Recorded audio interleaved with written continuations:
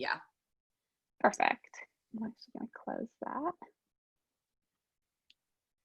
Okay, I'm gonna go ahead and get started. So, good evening, everyone, and welcome to Copperfield's Books virtual event with Lindsay Powers. My name is Jamie Madsen, and I'm the Marketing and Events Coordinator here at Copperfield's Books, and I'll also be your host for the evening. Copperfield's Books has been committed to literature, education, and creating community together since our founding in 1981. We're thrilled to be offering free online events during these times to keep our community and nation connected while we are forced to be separated. As COVID-19 continues to endanger the future of independent bookstores like us, you can show your support for Copperfields and help keep us alive by purchasing a book through our online store. We thank you for your continued support. I'm also thrilled to announce that all 9 of our stores are now open for inside service and curbside pickup every day from 10 a.m. to 5 p.m. So just a couple of housekeeping items before I introduce tonight's author. We will be utilizing the chat box to provide links to view upcoming Copperfield's events, links to purchase Lindsay's book, and will also include my contact details for post-event questions and information. Additionally, the Q&A box is your go-to tonight with any questions or comments for the author. The format for tonight's event will feature 30 to 35 minutes of speaking, and will be followed by a live Q&A. We will try to get to as many of your questions as we can, as your feedback is always welcomed and appreciated. If you look at the bottom of your Zoom screen, you will see an icon that says Q&A. Please submit your questions here rather than replying to my posts, as this will be more convenient for the Q&A portion. So without further ado, I'd love to introduce tonight's author, Lindsay Powers. Lindsay is the co-founder of the hashtag No Shame Parenting movement, which has reached more than 170 million people across social media in an effort to end the judgment parents face. She's a longtime journalist whose work has appeared in the New York Times, the Washington Post, the New York Post, Yahoo, Us Weekly, The Hollywood Reporter, Cosmopolitan, CBS This Morning, Good Morning America, The Today Show, Fox News, CNN, and many other nationwide outlets. She was the founding editor-in-chief of Yahoo Parenting and the former lifestyle editorial director there. Most recently, she was the vice president for lifestyle and entertainment at SiriusXM before launching her own digital content consulting company and writing You Can't F Up Your Kids. She currently lives in Brooklyn with her husband and 2 young children. And tonight, Lindsay is here to help parents everywhere breathe a collective sigh of relief and to set the record straight on the insane conflicts that all parents face. Drawing on the latest research and delivered in a relatable, comforting voice, You Can't F Up Your Kids demonstrates that it is possible to take the stress out of parenting and sit back and enjoy the ride. And with that, I'm pleased to hand it over to Lindsay. Hi. Jamie, thank you so much for the warm introduction, and thank you to Copperfields for hosting me for You Can't F Up Your Kids tonight.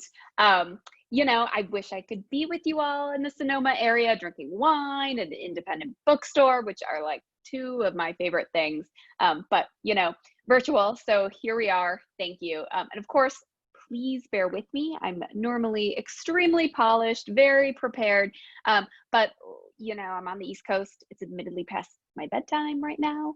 I have been, we're on week 13 of sheltering in place. Our 4 and 6-year-old sons have been home from school for a long time.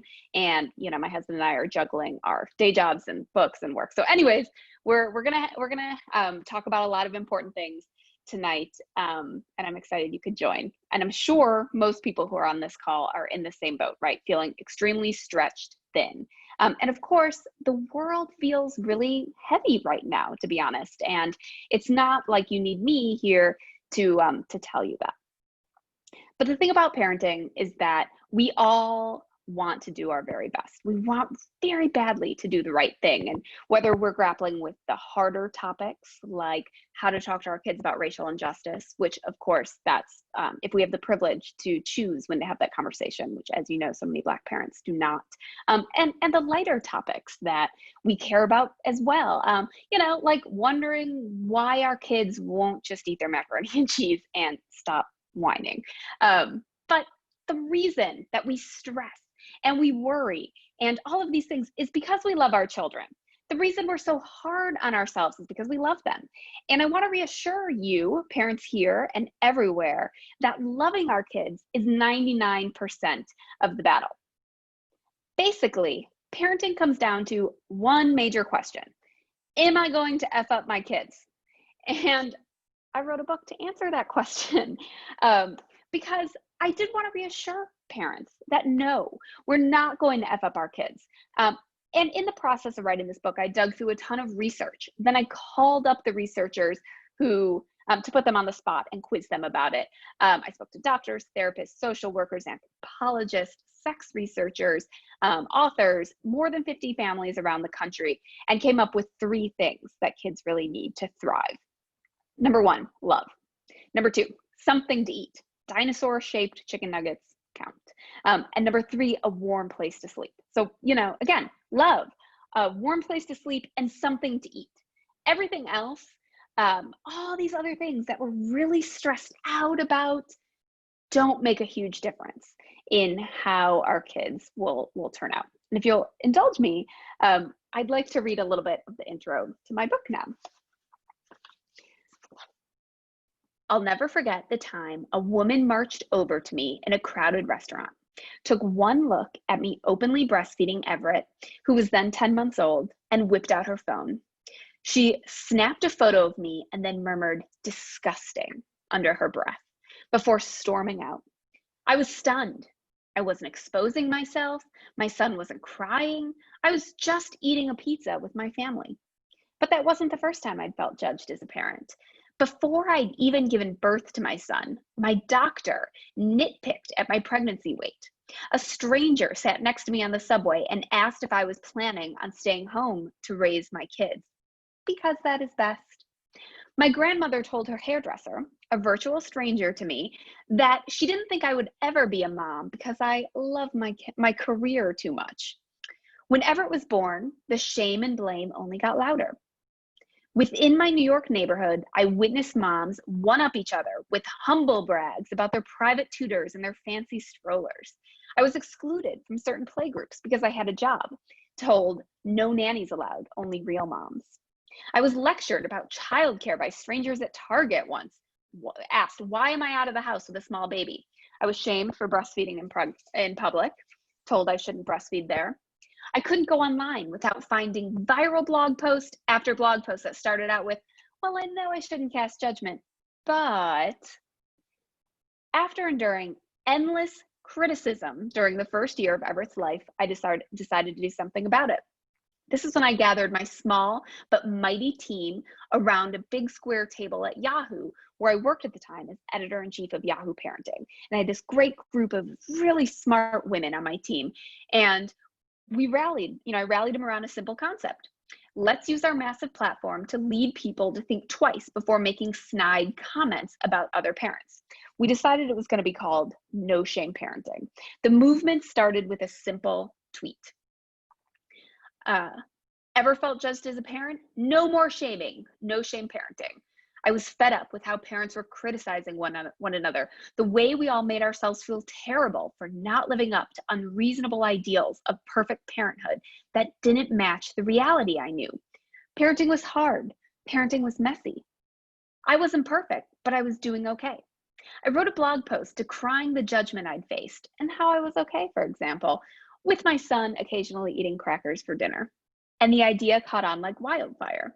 The hashtag began to trend on Twitter. Turns out I wasn't alone.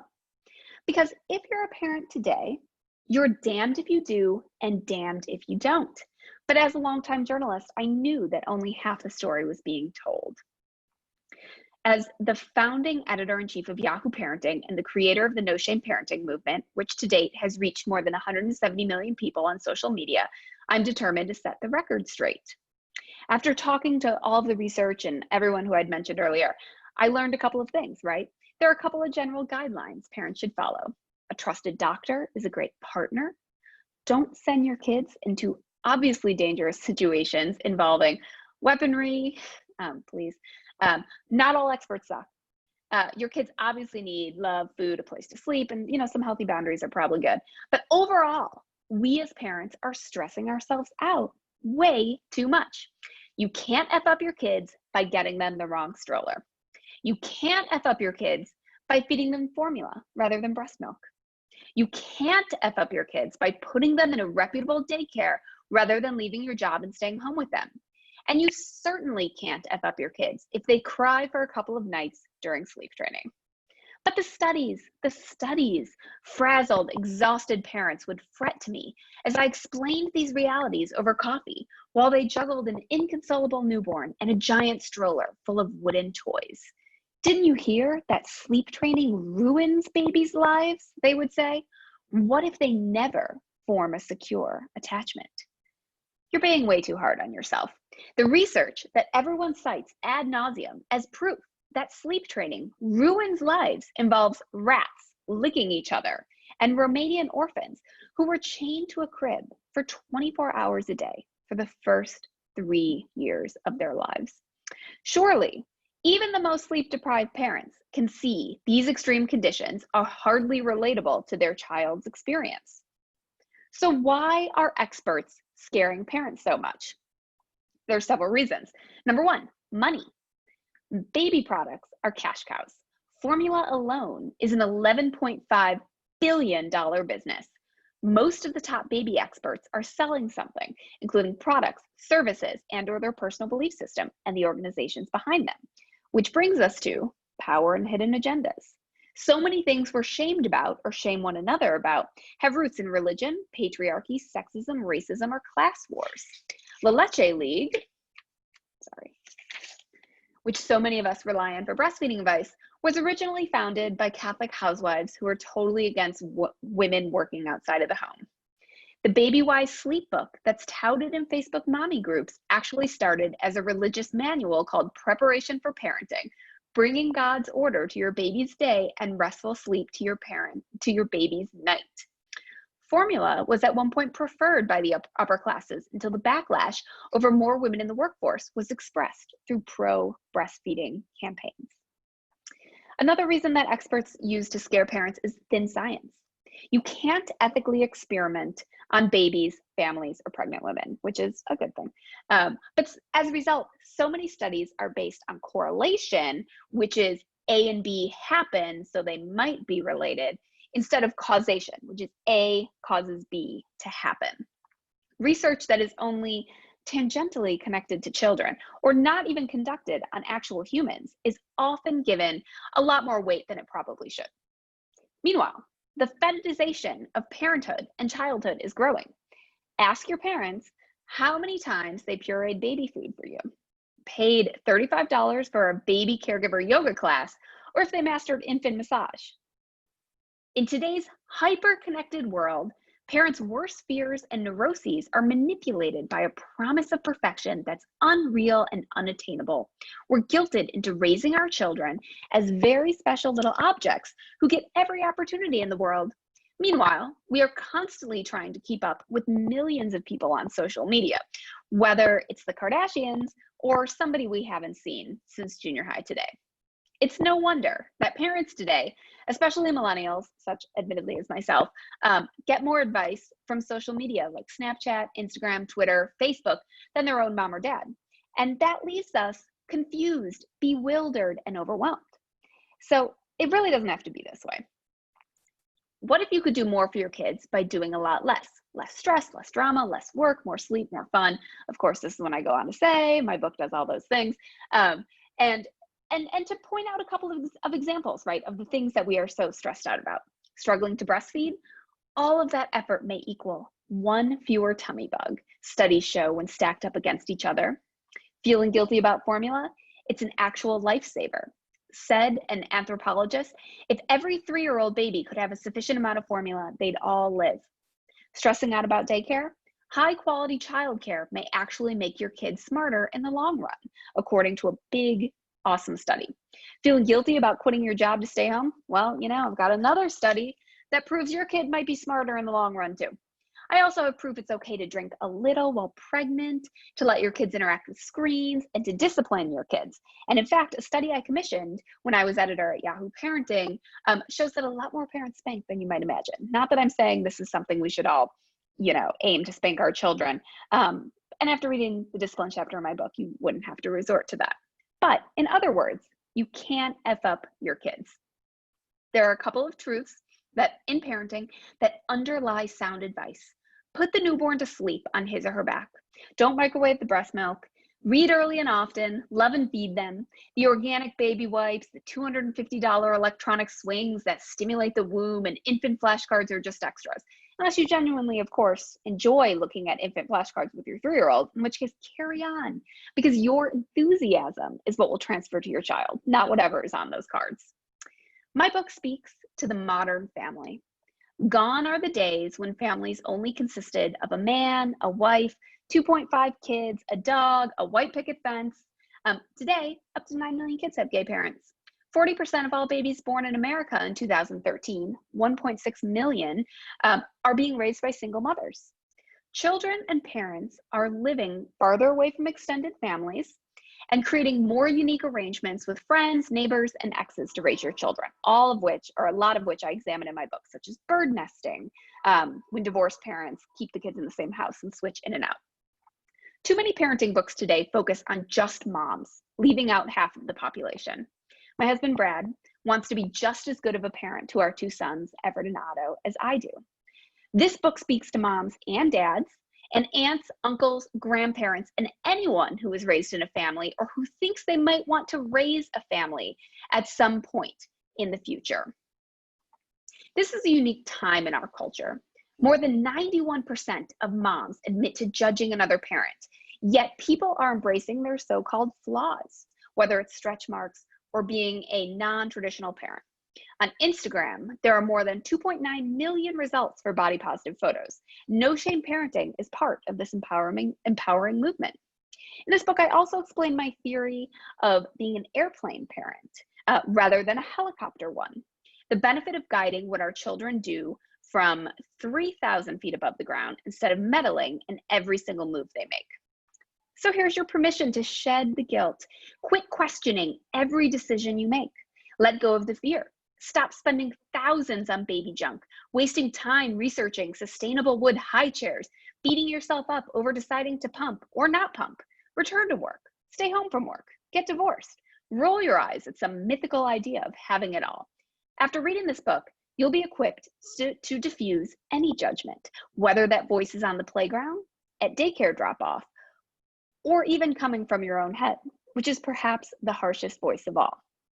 Now, before I go further, and before my DMs explode on Twitter after this, let me explain the 5 things that I do detail in my book that you should not do as a parent. As you can see, it's like about a page and a little bit. These are 5 things that may F up your kids, right?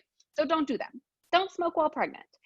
Research has been shown there can be detrimental effects. The benefit, as soon as you quit, the risk drops significantly. So if you're pregnant and smoking, you can immediately negate those effects. Don't skip vaccinations. There is no sound science proving that vaccines are linked to autism, despite what a former Playboy bunny once told Oprah. Don't neglect your children. It's one thing to occasionally step away and take a break while on a really overwhelming day, or just all the time to take a little break, but ignoring your kids 24/7 is bad. Don't abuse your kids of any kind. That's bad. And starvation, that's bad. Don't do that to your kid. So those are the 5 things that I say can screw up your kid. And then I spend something like 300 pages explaining all of the things that are totally okay for your kids and how your kids will thrive under all of these numbers of different circumstances. And I didn't write this book for the pandemic because the book writing process is relatively long, but it's still more relevant than ever. For example, I have an entire chapter on screen time.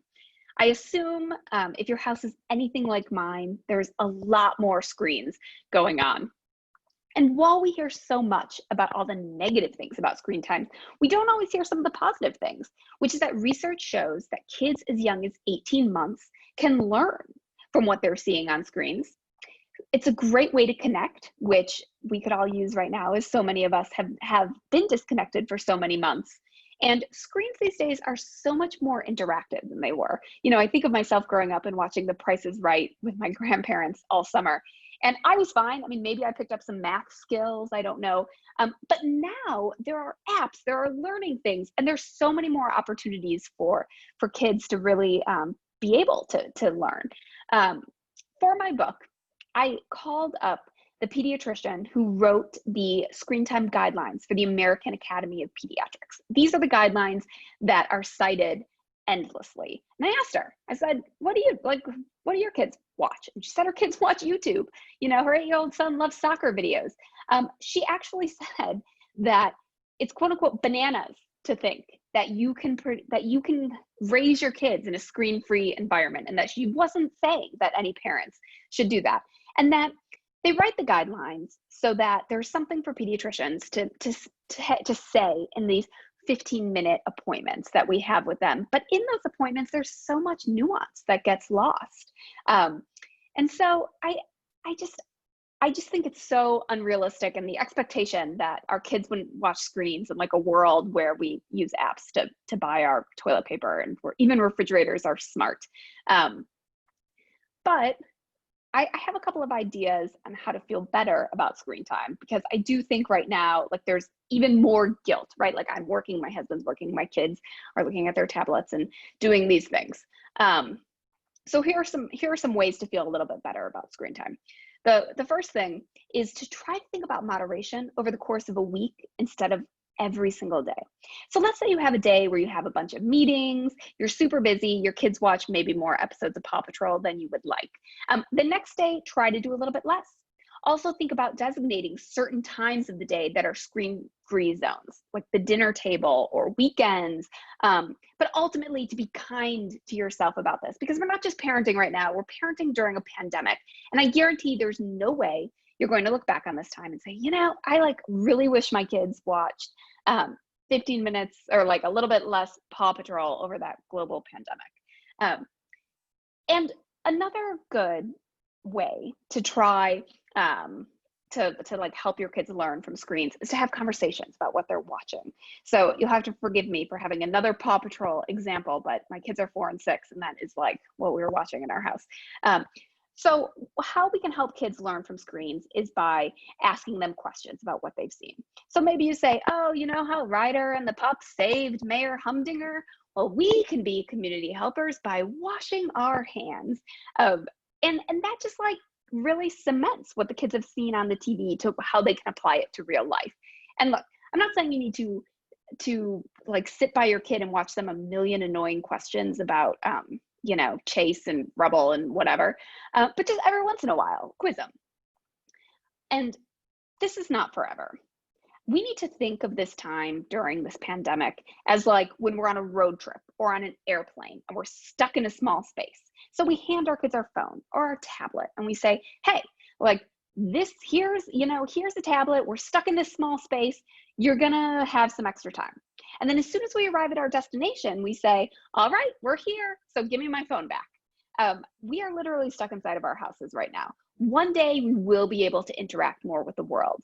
And at that point, we're gonna say, all right, give me my phone back. And I'm not saying that our kids are gonna be like, oh yeah, mom, here's your phone. That was like awesome, and I'm totally cool to just like hand your phone back to you. No, like they're gonna whine, they're gonna complain, there's gonna be tears. Just as there is a transition to come into the life we're living now in the pandemic, there's going to be a transition to come out of it. And we are the parents. It's not our role to be our kids' best friends. It's our role to be the parents and to set the rules. So we're going to stick with what we said, and we're going to say, sorry, no more screen time. And our kids are going to whine, they're going to moan, they're going to complain, but eventually they're going to get it. Kids are resilient, kids are adaptable. You know, they can handle change much better than I think we give them credit for. I also have a chapter in You Can't F Up Your Kids where I talk about meals, which I think can feel more fraught than ever these days, right? Budgets may be tighter. If work has been lost, you may not be grocery shopping as much or in person. Favorite foods may be sold out, which can be challenging for kids. Ultimately, you do not have to be so hard on yourself with food. What all of the research shows is that it's way more important to spend some time together than what is on their actual plate. So eating together is more important than what we're actually eating. And you don't just take my word for it, even Harvard agrees, or at least Harvard Medical School professor Ann Fishel, who's co-founder of the Family Dinner Project. And she spoke to me for the book and said, I don't think it's so important for the meal to be nutritionally ideal. The point is not to be the food police. And I hear a lot from parents who say, like, my kid's favorite meal is macaroni and cheese or buttery noodles, and I feel really guilty. Dietitians and nutritionists and doctors say that kids need more carbs. Carbs help their brain grow and develop, and their bodies are going to naturally crave carbs when they're going through a growth spurt. And what kid is not going through a growth spurt at like every single moment? And as we adjust to these kind of routines changing and what's going on in the world, there's a benefit to having comfort food. There's nothing wrong with not having a perfectly nutritionally ideal meal on your plate every day. We all deserve a little bit of comfort right now. We as parents need to ask ourselves, what is our goal with food? My goal is to raise happy, healthy, adventurous eaters.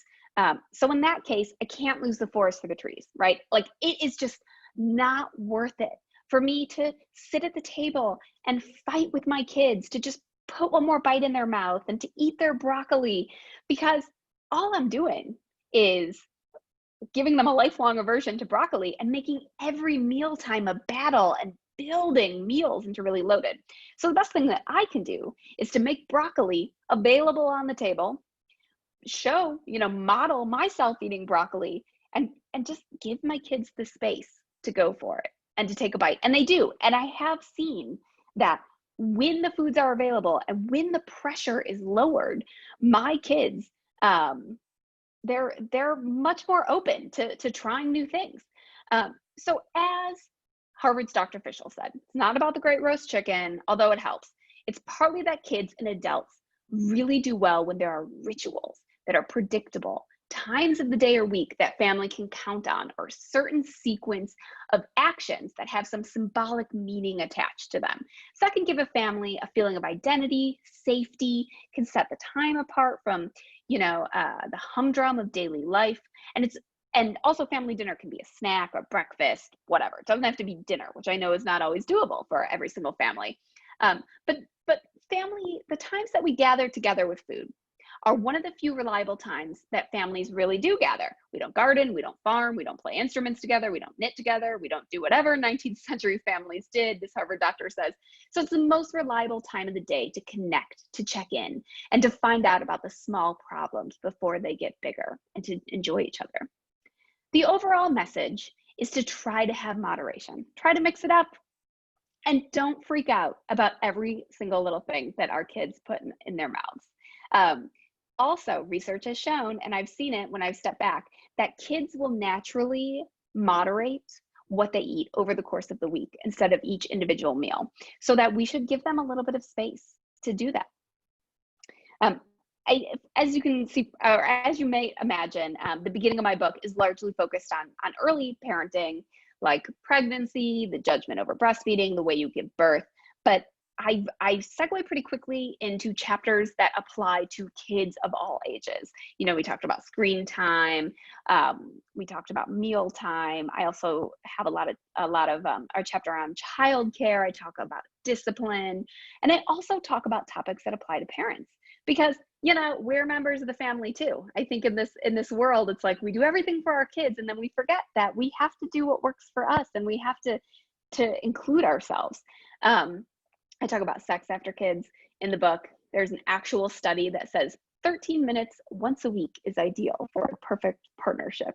And I talk a lot about the importance of self-care, which doesn't have to be like fancy facials, but it can just be literally doing things that you like and that remind you that you're a human, whether that's watching a bad TV show, a good bad TV show, reading a book from your favorite independent bookstore like Copperfield's, or sitting on the edge of your bathtub by yourself for 15 minutes while your kids watch the aforementioned Paw Patrol in the other room, right? Because you're taking a little break. You cannot take care of others if you don't take care of yourself.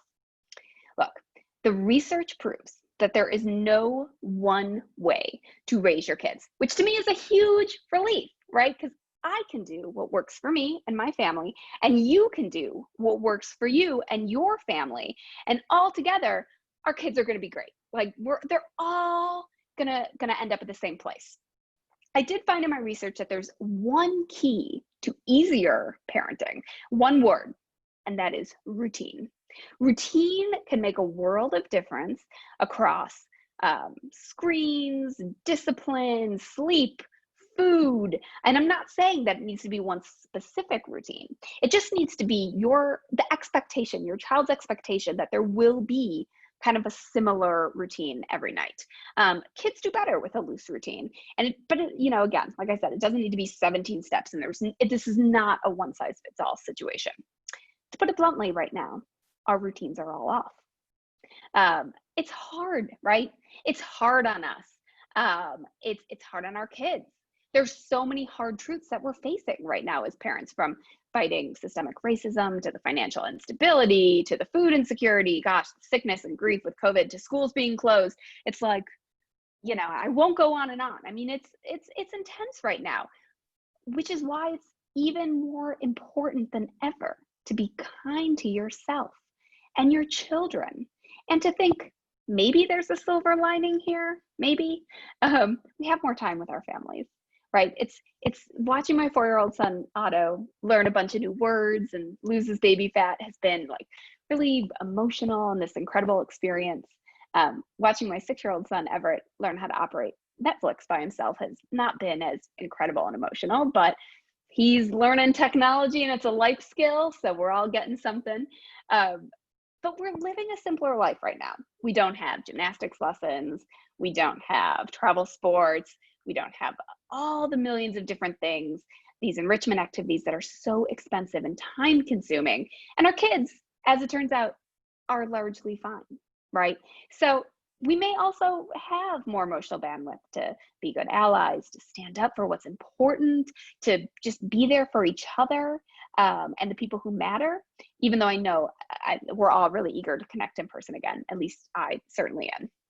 So I want to end on a note about having it all, which is this like big amorphous phrase that we're all supposed to strive toward, right? Like that's like supposed to be our goal, to have it all. And when you think about it, I guess technically at this moment in history, do we maybe have it all under this like traditional definition, in the sense that our kids are home, we got our work, if we're working from home, of course, obviously there are people who are not working right now, but if you're working from home, or if you're not working from home, we're all together all the time, and we're together 24/7. How does it feel to have it all, huh? Yeah, pretty impossible, right? So in You Can't F Up Your Kids, I talk about the loaded history of You Have It All. It started as this basic marketing term. It was totally like, you can have this and you can have this and you can have it all, like nothing. And then it was co-opted as a phrase by the former editor-in-chief of Cosmopolitan as like the title of her book, called Having It All. And she hated the title, Have It All. She thought it was terrible, but she lost. She tried to fight against her publisher and they wanted to do it. She didn't have kids, and she even wrote in her book about juggling work and kids, isn't that a hard sell if you ever heard one? So shortly after, the book became much more loaded during the second wave of feminism, became very politically charged, which it might sound familiar to today. And of course, I'm not going to get into politics here. My book does not get political. But in my book, I argue that we should cancel the phrase, do you have it all? And instead, there's something else we should be asking us. And that is, do you have what you need? This could look different for every person, for every parent. And this can change, right? What you need can change as your family's needs change and your kids grow. So stop asking yourself, do you have it all? And instead, start asking yourself, do you have what you need? Overall, we need to be kinder to ourselves as parents. My book, You Can't F Up Your Kids, will give you the tools to do exactly that and ideas on how to support others and yourself. It's backed by science, but it's never boring. So think about it the next time that, think about all of this, the next time you're beating yourself up about some parenting move or some parenting decision. Pandemic or not, there's no one way to be a perfect parent, but there are a million little ways to be a great parent. Thank you. That was fantastic. Thank you so much, Lindsay. It's, I already think I know so many friends and family members that could benefit from your book. It's really lovely to hear you talk about it. Thank you. Have quite a few questions for you. And the one I kind of want to start with is how, I know you talk about and you write about how to let your kids practice boredom, but an anonymous person is wondering, what to do with their kids being bored and how it weighs on them heavily. Yeah, I completely understand. And I feel that, right? Especially because when we first were juggling all of these things and it was like, I can't do it all, So I made this kind of promise to myself to be like the world's okayest mom. And in that, one of the things was I was going to embrace boredom with my kids. And I think there are so many great things about boredom. It fosters creativity, it fosters resourcefulness. And these are traits that we often want our kids to have.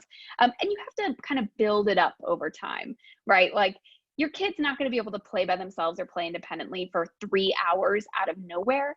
But when they come to you and they're like, I'm bored, don't just like rush to provide a million activities for them, which is what we as parents are conditioned to do right now, kind of say, oh, well, you can play with your books, or, well, I can be with you in 15 minutes when I finish this task, and give them the space to build that skill of being bored. And I will say, my kids at first could kind of play by themselves for like 10 or 15 minutes, and then they were all over me.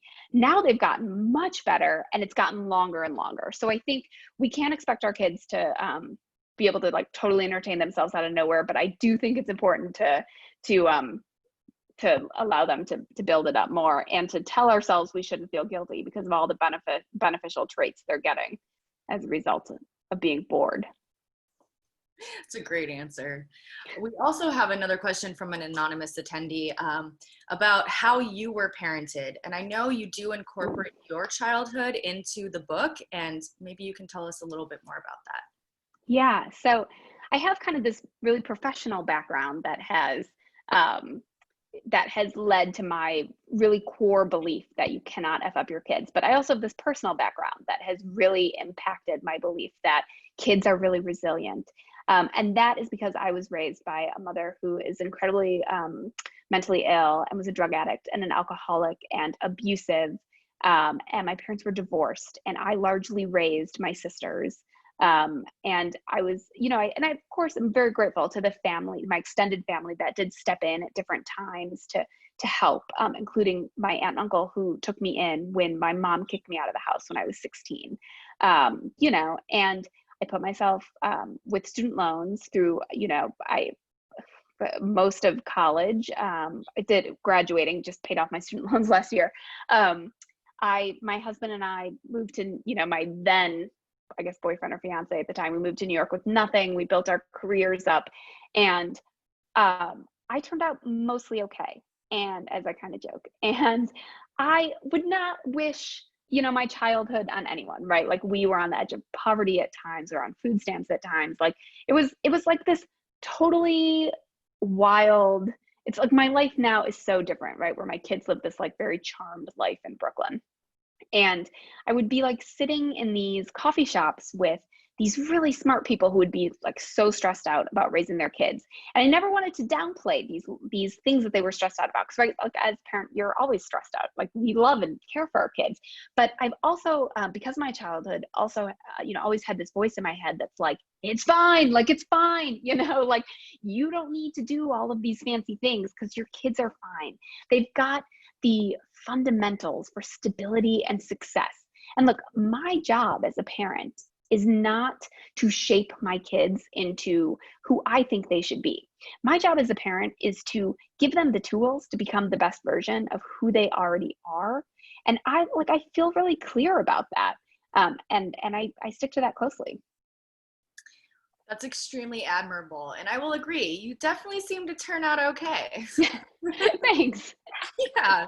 Another question here is about healthy boundaries. And this person is wondering if you can maybe tell them a little bit more about how to establish those. Yeah. So I think, again, it's hard for me to say like your family should do X, Y, and Z. And something that I'm really proud of in the book is I don't explicitly like shame parents for choosing one decision or not. And I give parents the tools, all the information to be able to like very easily make their own decision about what works. And I do think that we as parents need to be flexible with the way we raise kids, in the sense that there's all this pressure now to like put yourself in a camp. Like I'm an attachment parent, I'm a helicopter parent, I'm like a tiger mom, I'm all of these things. And then people really cling to these camps and they're afraid to step away from them. Whereas I want to empower parents to do what works for their family and to be flexible to change it as their needs change. Like for example, my son Everett, we did Cry It Out when he was really young, and when I was going back to work on my maternity leave, and that worked great. And I was like, oh, I'm a Cry It Out mom. And then I went back to work and like it all fell apart. And so then we were like co-sleeping, and I was like, well, this is what we're doing now. And then like a couple months of that, I was like, well, this is not going to work. So we did Cry It Out again. And so I had a little flexibility. Like I was happy to kind of experiment a little bit. I think you have to like trust yourself and your gut, and you should have a trusted medical partner, right? Like you should have a pediatrician or a doctor who you can talk to, but you need to make boundaries, to set healthy boundaries that feel good to you, that you can sleep at night. And if, and I do think you need to check in with yourself and a partner if you have one, to constantly reevaluate. Parenting is like an open dialogue. And if there's something that's not working for your family, don't be afraid to try something else. That's great. Another anonymous attendee, lots of anonymous tonight. But she really loved what you were talking about with the dinner and the food, and is wondering, are family style meals better than putting food on their individual plates? Ooh, yes. So so Ellen Satter, who is this amazing nutritionist, dietitian. I think I'm probably messing up all of her accolades, but she's brilliant. And she came up with something called the division of responsibility. And the division of responsibility is basically this like eating theory. And I won't like get into, well, it's actually not that complicated. It's basically parents have a couple jobs and kids have a couple jobs. Parents' roles are what time we eat and what's available on a table. And you serve everything family style. And if possible, one of those things that's served should be something that your kid will like. For us, that's like a fruit bowl because my kids like fruit, and it's not fancy. It can be like an apple sliced up in a bowl, thus fruit bowl. And then kids' roles are to come to the table and they can choose how much they want to eat of what's available, right? So I don't freak if Otto, for example, totally ignores the chicken and just eats like a spoonful of rice and a spoonful of strawberries, because he's been like given a little freedom to choose of what's on the table. He serves himself, so he has control. And because I'm less stressed about what they're eating and what meal times are, it's just like lowered the pressure so much that my kids have become much more adventurous eaters in the process. So I am like a huge fan of family style meals. That's so cute. The fruit bowl. I love it. Another question has to do with your own self-care routine. And I know you speak about how important it is for you to stay connected with your friends. And I don't know if you use Zoom or Skype or how that works, but maybe tell us a little bit more about how you take care of yourself and how we can, kind of take some of those lessons. it's hard now, right? Because everything's gotten so much more complicated with COVID. Before COVID, I had a weekly Pilates class that was kind of like, I arranged everything to like do my one weekly Pilates class, and I used to get off the subway one stop early so I could have an extra walk, because I've always kind of found that exercise has lowered anxiety for me and just kind of centered me. But that's all kind of gone. So now I'm still, kind of seeing what works, because things are changing so fast. I don't really know exactly how I'm going to feel with things. So first of all, my family is important. My friends are super important. We do Zooms, Skypes. I'm like on a million text chains. I love to read. I've been reading a lot. I've been trying to go on little walks when I can. And it's just like trying to think of parenthood as a marathon, not a race. And not every day needs to be this like crazy, like everything's perfect. Like we have to take care of ourselves, because if we don't take care of ourselves, we can't take care of others. I'm so glad you mentioned reading, because another attendee wants to know, what are you currently reading? What do you recommend? Oh, I just started reading. Oh, right besides. I just started reading The Dutch House by Ann Patchett, and I cannot put it down. It is so good. I'm like 170 pages into it, like 2 days into it, which is rare that I can like get that far. I'm like ignoring my kids to read it, because it's so good. And before that, I read R. Eric Thomas's. I just finished it last week. What's that? Here for It or something, which is a bunch of essays. He's this like really funny, smart writer. He's great. Like I highly recommend. And then I have How to Be an Anti-Racist on the way, which will be my next book. Wow, those are fantastic reads. I could not get over Ann Patchett's book, The Dutch House. It was so good. Ugh. I know. That's what I'm doing after this. Oh, nice. You deserve it. Thank you. PJ Hoffman wanted to say it's a great book, and he's so glad you put it out in the world. And they're also wondering, what is the question that you get most after publishing this book? Oh, well, thank you, PJ. The question I get most is, but you can F up your kids, right? Like people are like a lot of people, either they love the title of my book or they hate the title of my book. Like it stirs emotions. And to be honest, that's the whole point of it.